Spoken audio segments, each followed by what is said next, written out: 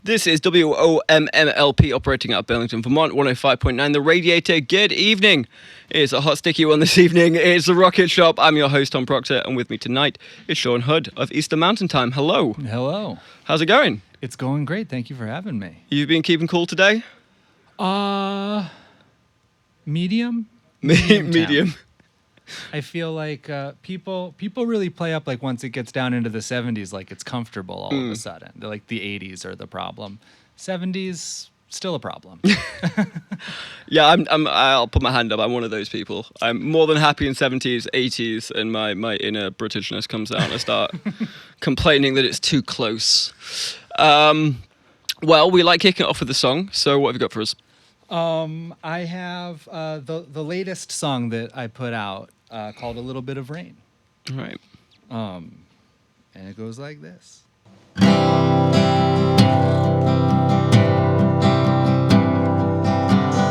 out in the basement, heard June singing the switchboards to sleep.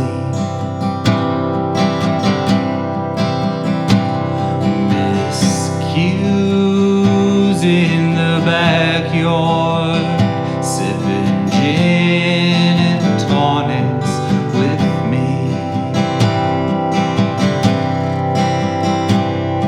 It's cold outside, but we don't mind. It's almost time to forget the time. Set this old house on fire. Home the trees grew through the windows one day around Halloween. And the oven in outrage started spitting gasoline. And the phone calls came like a hurricane. Said winds too strong, don't bring no change. Just a little bit of rain. June retires to the attic, pulls the moon into her chest, while Miss Q's speech starts slurring, smoking all my cigarettes.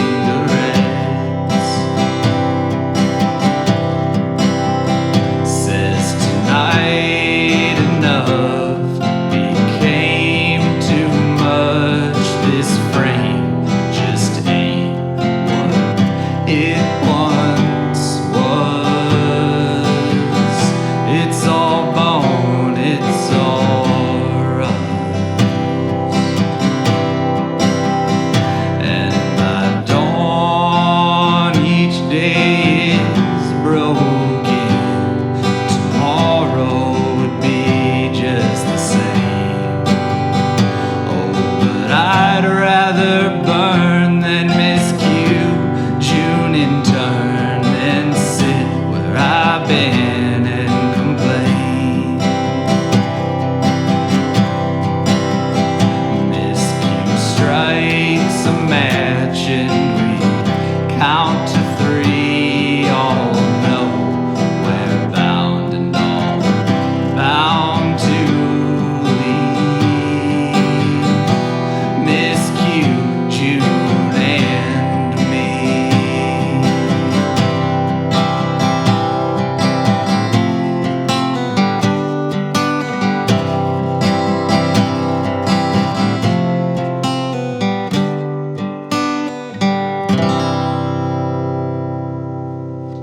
All right, Sean Hood there with A Little Bit of Rain. That is the latest single I just saw that came out on Bandcamp.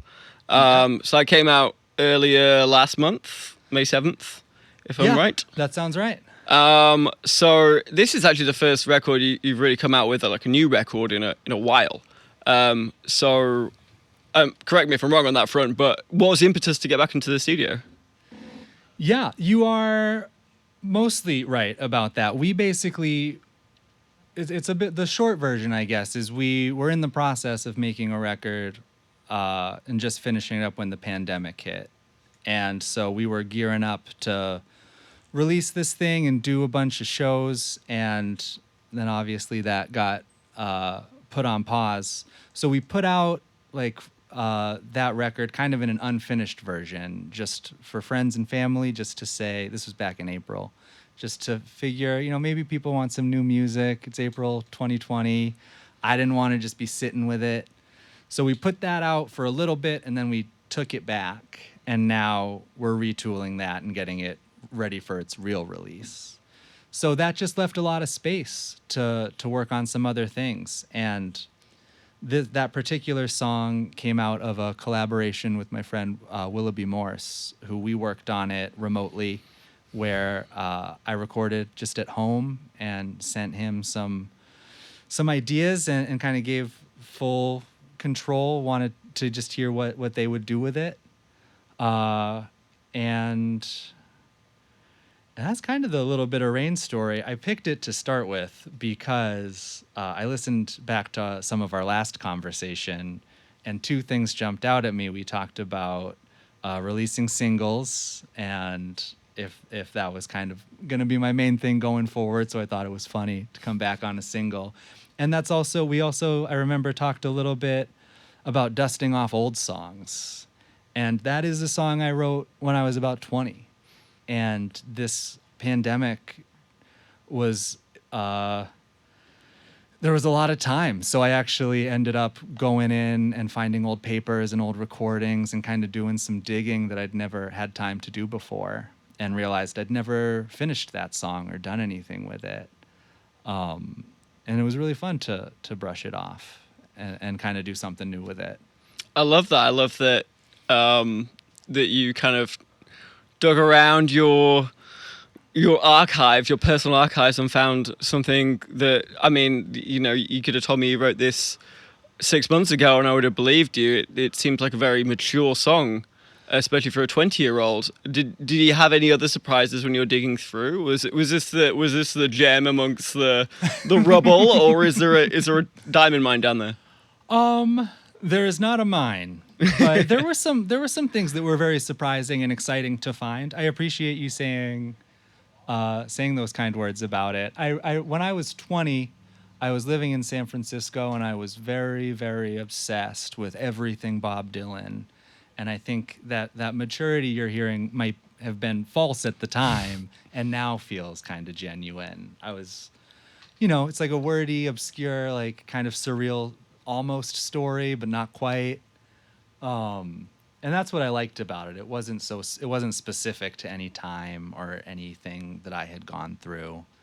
And there were some other okay ones. I actually also, during the pandemic, released just an online compilation of outtakes and rarities, which came about because I was going through all that stuff. And so I just put that out as a kind of a fundraising tool. Which was exciting to do. Just like really did get back into some stuff. Yeah, I noticed that. I'll just come back to that in a little while, because it seemed like an interesting project, especially considering what was going on this time last year. So I'll also love the fact that you were inspired by Bob Dylan at the age of 20. I think every cis white man has that stage of their life when they're around about the age of 20 where Bob Dylan, Charles Bukowski is their entire world. Mm-hmm. When you wrote that song, was it kind of more like putting that Bob Dylan mask on and then returning to it? Is there anything you changed about it, or is it that the words now felt a lot more real than they were before? I didn't really change it. I think I slowed it down a little bit and found a better key to sing it in. I realized in those early years, I didn't know how to write for my voice. So I have all these songs that are just in the completely wrong key for my voice. So I was able to go and kind of mess with some of that stuff. But I kept it pretty much the same. And I remember that the inspiration for the song was also like a Truman Capote essay about, I couldn't tell you the specifics, but the name Miss Q was used, and I just like, in kind of what I imagined Bob Dylan fashion, just took that, and I had a crummy old typewriter, and the songs, it felt so romantic at the time because I would just pound on that thing until something happened. And I remember I heard Bob Dylan, like when he wrote Like a Rolling Stone, it was like 20 pages long, and he went down and chopped it up and found the ones that really fit. So I would do that for like every song, and not that any of it was great, but I just loved the process of having so much and cutting it down.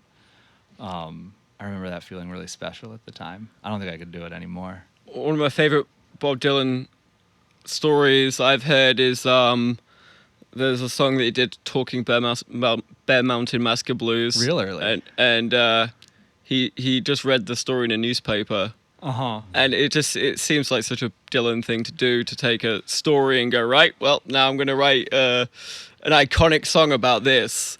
Those talking blues songs are really a thing. Yeah. I wish I could. I mean, I guess. we can't all be blessed with the genius of Bob Dylan. I think he's rather unique on that front.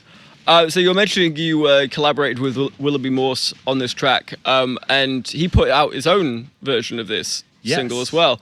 So I'd love to hear the story behind that collaboration and what led to the decision to kind of put both of your stylistic and results out on this kind of single that you've just put out. Yeah, it was really exciting to do. I love working with Willoughby.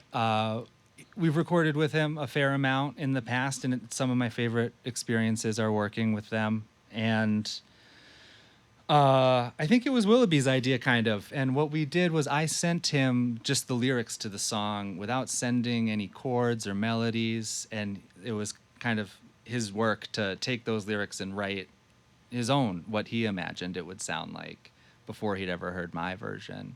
So it's not quite a cover of it. He really made it his own.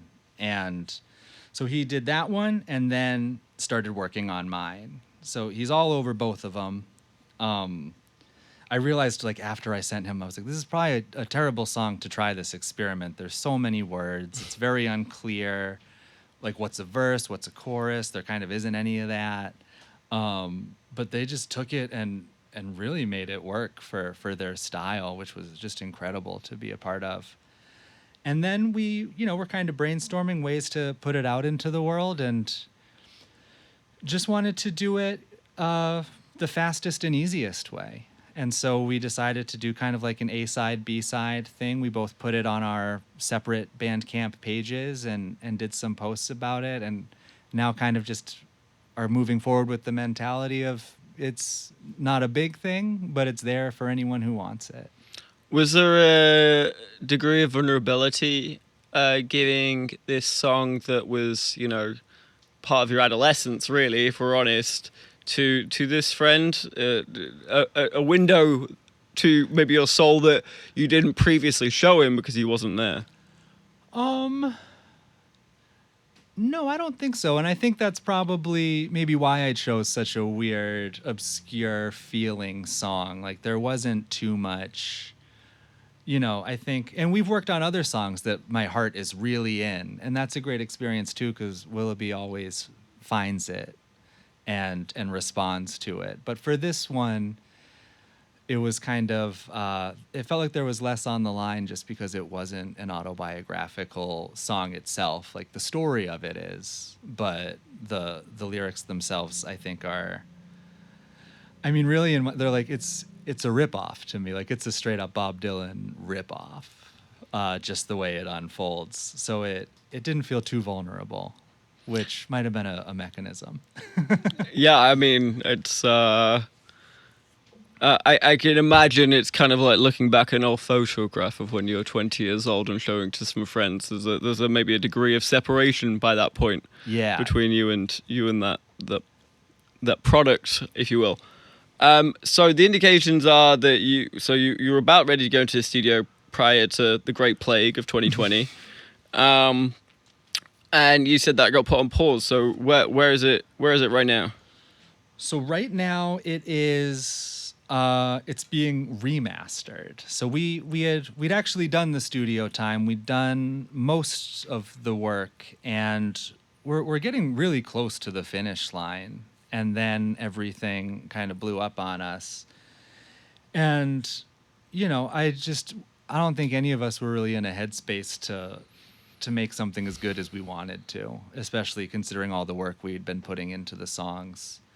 So we kind of rushed to release that thing, and then what was kind of nice was I had a little bit of time to hear what other people were hearing if they listened to it. And usually when you put out a record, you don't have the chance to go back and fix things. It's already on vinyl or CDs or things, but this one wasn't. So it was really it feels like a bit of a blessing, because there were some things that really bothered me about it, and it's nice now to have a minute, kind of digested a little bit of it, realized the things that bother me, and now we're just kind of tweaking it and fixing those things. So it's getting kind of remastered for a release through a small record label I work with a fair amount, called Burst and Bloom, out of Portsmouth, New Hampshire. And we're going to do like a nice little small CD run. And my big thing right now is I still have to figure out the artwork, because when we rush released it, I just took a picture on my iPhone and it was like, that's good enough for right now. And I have a couple regrets about that. A record cover really does give an impression, and the one I lazily chose probably gave just like a very confusing one. Yeah. Maybe So- doesn't reflect the amount of effort and work that's been put into the thing that's inside. Yeah, exactly. You could kind of tell it was taken, like it was like an iPhone propped up against like some books, probably even like the flip version where the So you camera's can not see even yourself. as good. Yeah. You're just holding it out. So I'm hoping to have it done by the end of the summer and like really out in a physical version. So that's the plan. Nice. For a record that you primarily wrote, what must have been like a year and a half ago at this point, maybe a bit more, due to the cataclysmic changes we've seen around our society and whatnot in the past 18 months, is there a sense that this is a record from almost like a bygone era, like a before the threshold era? That's a really good question. Pieces of it. It's funny because I think it's a bit of a dark album. It's a short and kind of weird, dark album. Still very traditional songwriting, but just the production on it and the instrumentation is very kind of moody. And weirdly, I think like that doesn't fit the vibe anymore. I feel like I'm in more of like kind of an optimistic place than I was in the summer and fall of 2019, when what I really wanted to do was make something just like kind of, I don't know what the word is that I'm looking for besides moody, And so it just feels like a weird time to be kind of dark. It feels like the time to be a little bit more hopeful, and I'm about to drop this album. Well, you never know. By September, October, the world may go back to being a true. cesspit. So Yeah, it might be wishful thinking. exactly the album we need for our times. Well, here's hoping. Well, I'd love to hear another song. Sorry. So what have you got Yeah. for us? I'm gonna do this will be the first time I'm playing this one, and it's a song that I'm currently also working on with Willoughby Morrison. We're kind of getting in the home stretch of a song that was written in quarantine and honestly took most of it to figure out, which was frustrating but kept me busy. I don't know what we'll do with this one. Might be another single, but its working title is Two for the Road, and it's kind of more in that optimistic gratitude frame of mind, and it goes like this.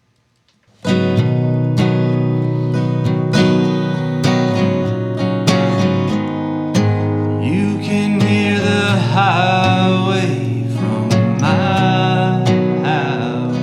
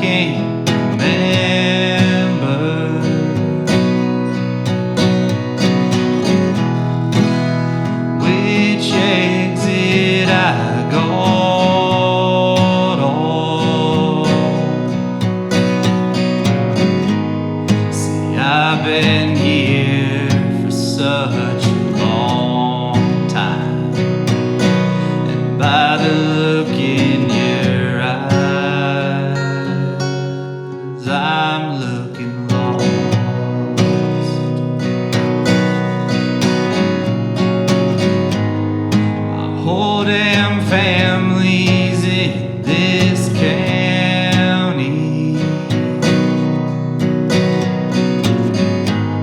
I don't know how, but here we are. And work round here is slow but steady.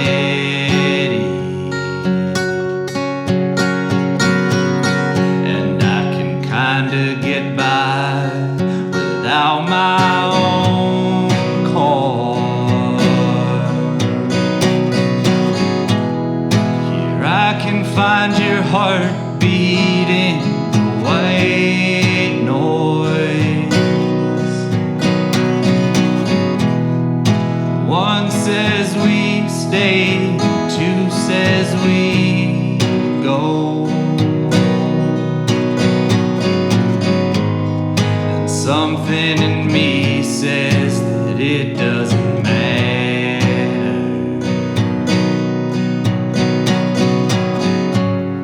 It's one further running, two further roll.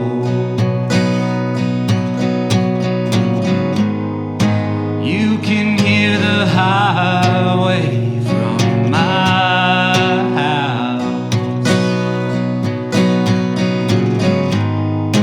and it runs like you know it to. I say I never sleep, but sometimes both of us know it just isn't true.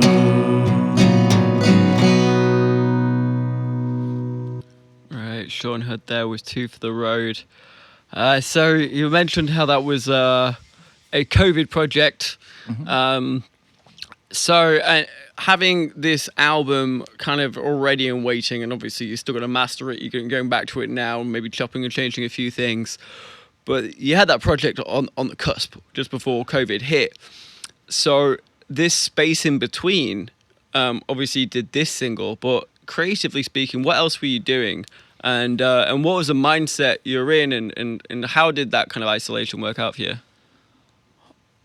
It was up and down the whole time, and still feels like it is. There was no.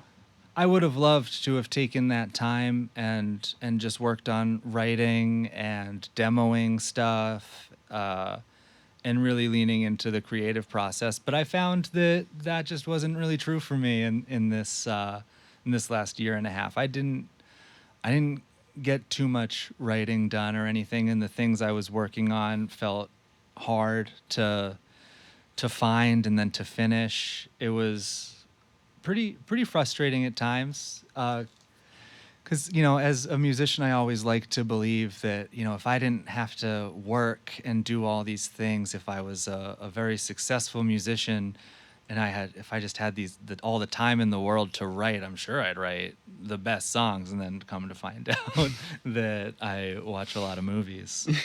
So it wasn't very structured. It was kind of just when my brain could handle it. I feel like it was just such an unpredictable time that I had a hard time even pinpointing anything I would like to say.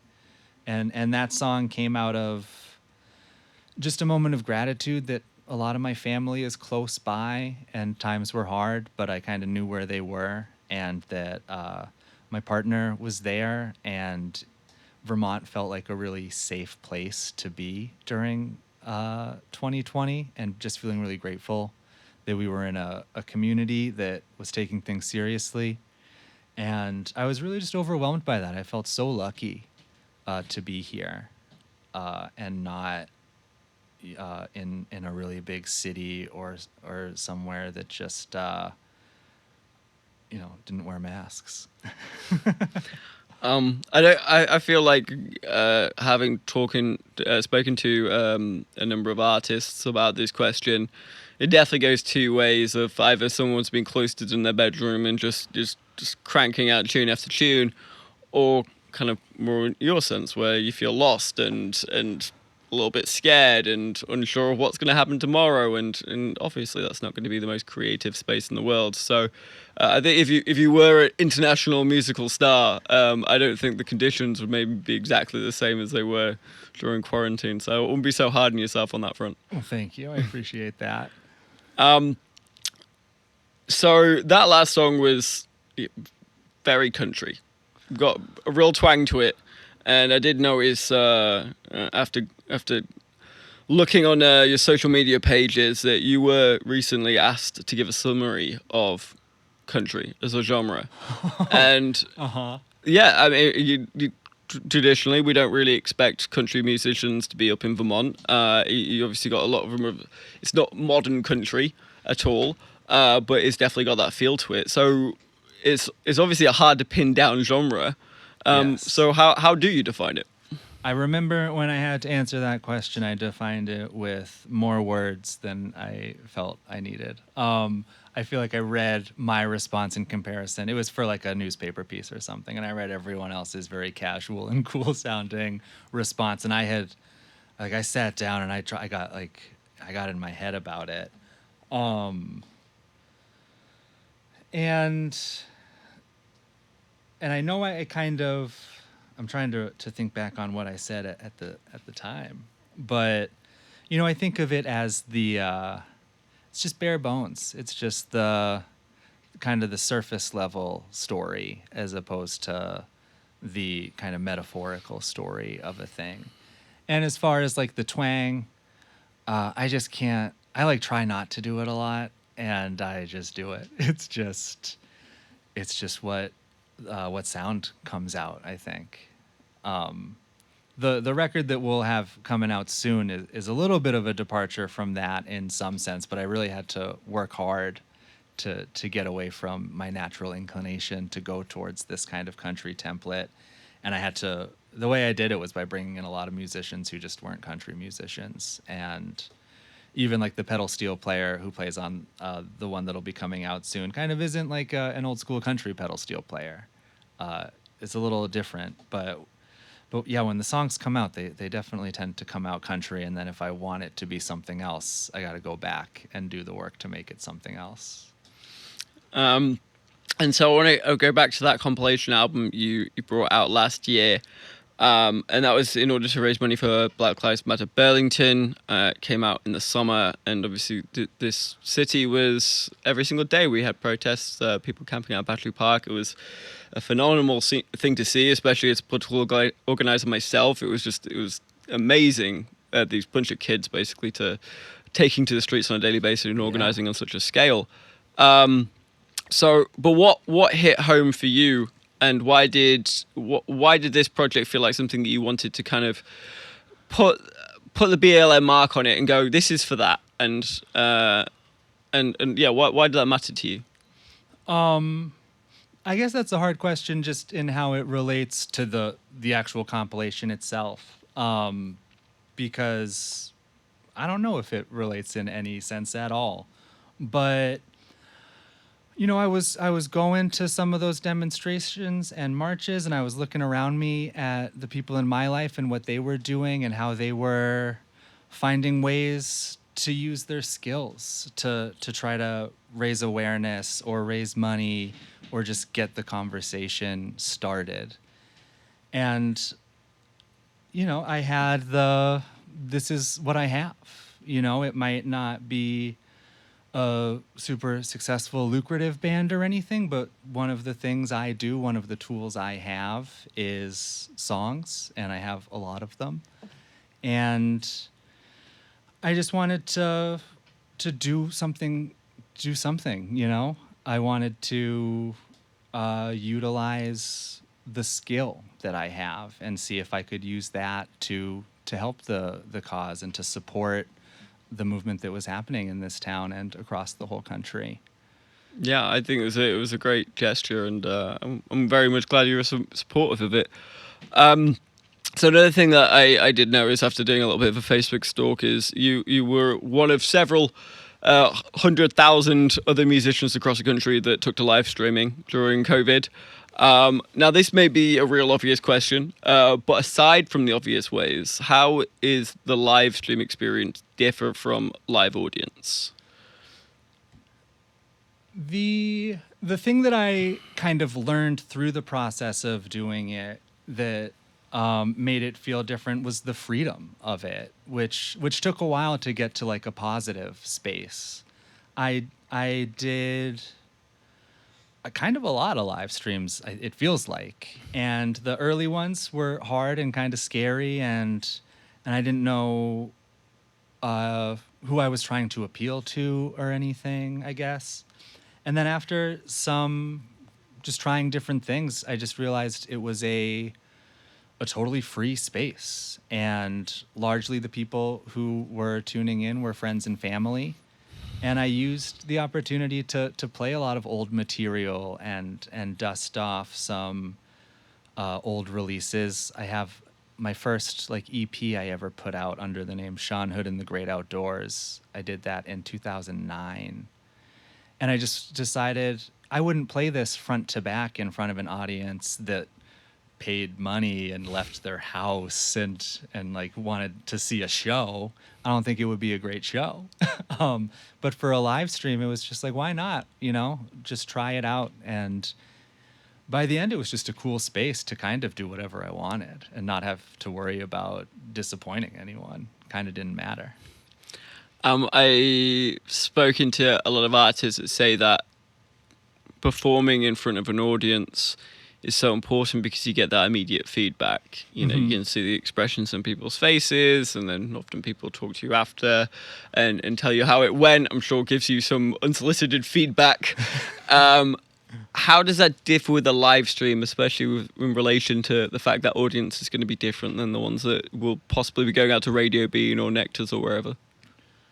Well, I still got probably unsolicited feedback via text messages from my mother. So I still got something, which was actually very sweet. Gosh, I don't want to be pessimistic about it, but there was honestly, I mean, there's something so great about that immediate feedback, but it also comes with all the people talking. and it was really cool not to have that. You know, it was almost just a trade-off. Like, I don't get scattered applause at the end of the song, but I also don't have to play over anyone.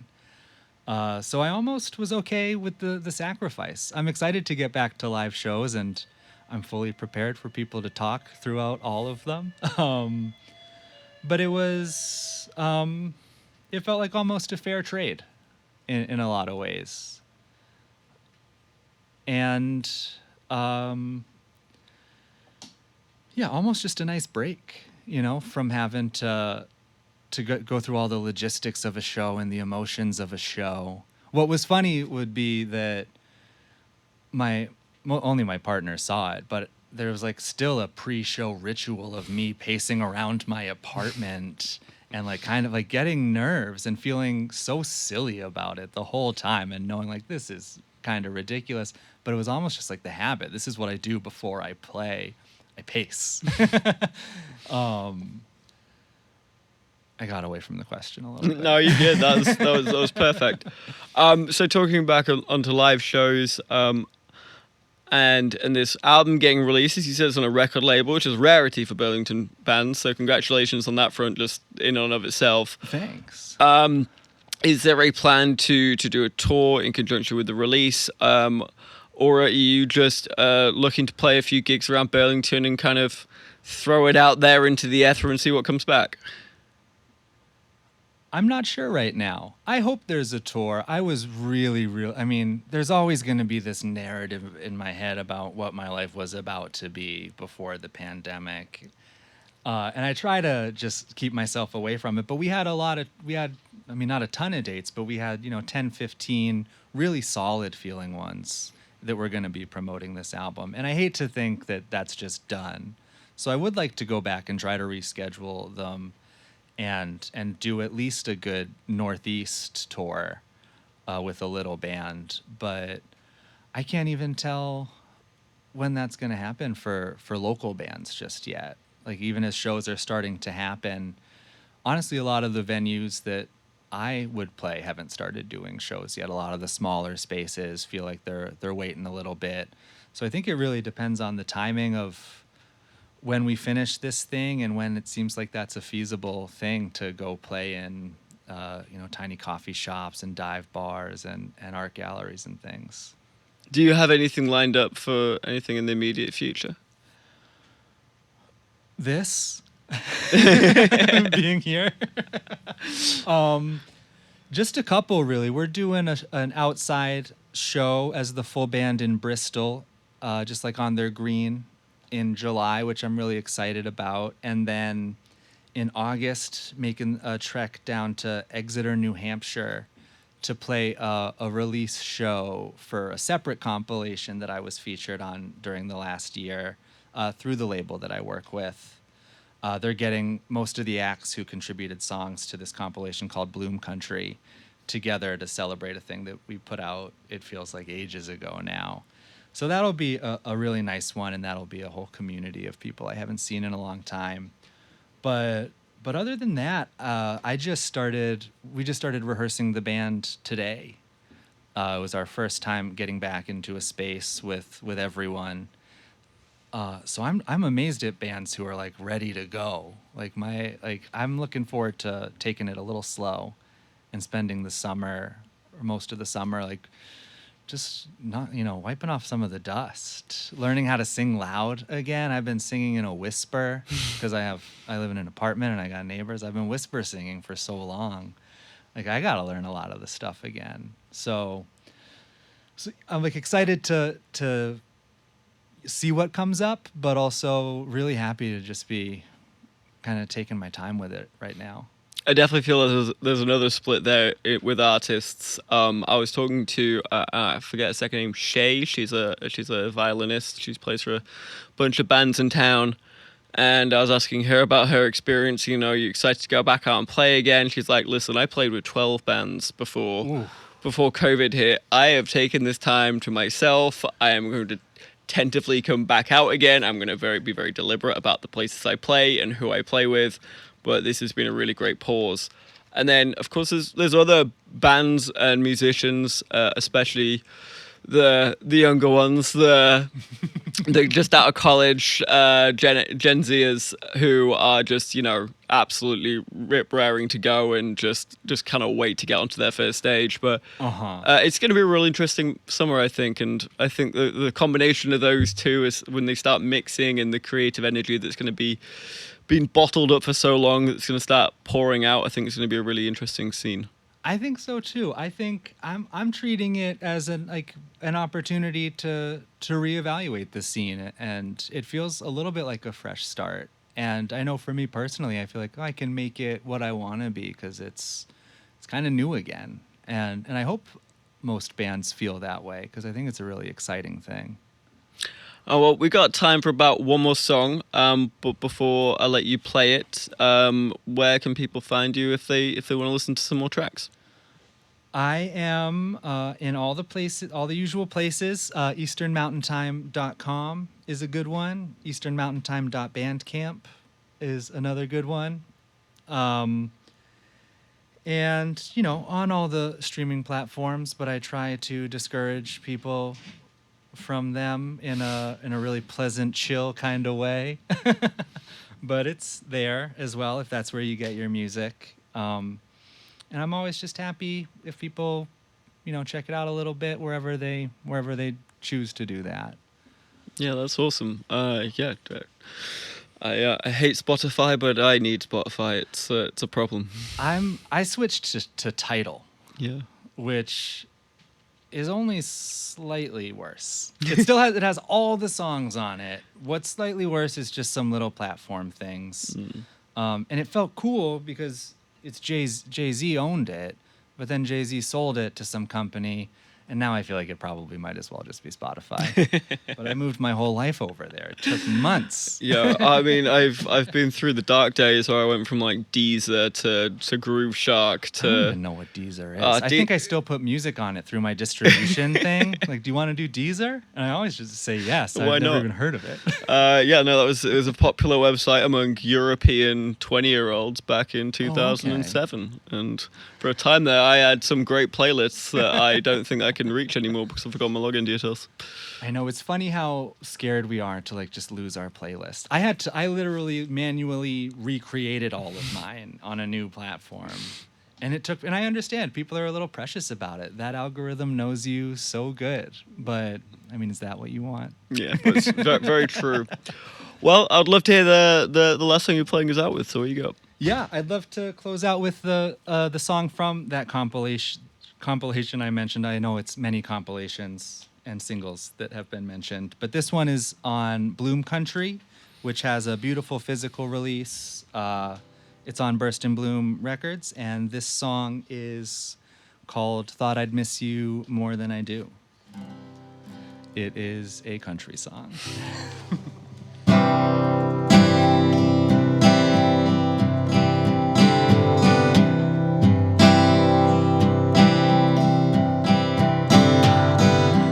Haven't talked in a long time. Thought I'd miss you more than I do. Did we ever even talk about around or through? But I hope that you're laughing now. Your skies are old poem blue. We haven't talked in a long time.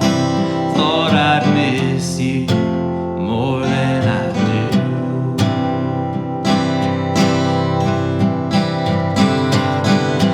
Haven't learned any new chords. Are you really surprised? But I quit drinking, smoking cigarettes somehow before I died. And I still think of you lovingly. Jesus, how we cried. I haven't learned any new chords. Are you really surprised?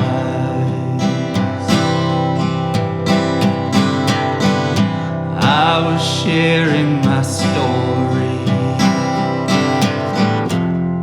with somebody kind, and when I finished, you weren't in it, and still I hadn't lied. Guess you were there in the shape of it, a gentle part of the ride.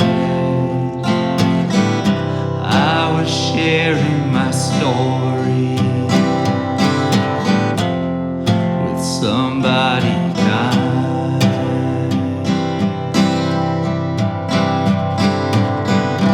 We haven't talked in a long time. Thought I'd miss you more than I do.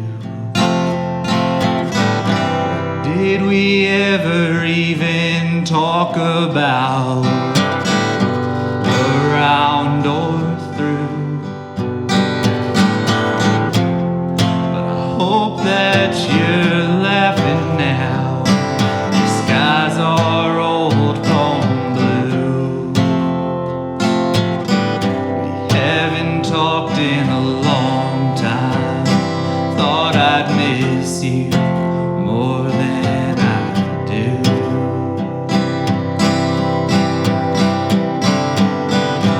We haven't talked in a long time.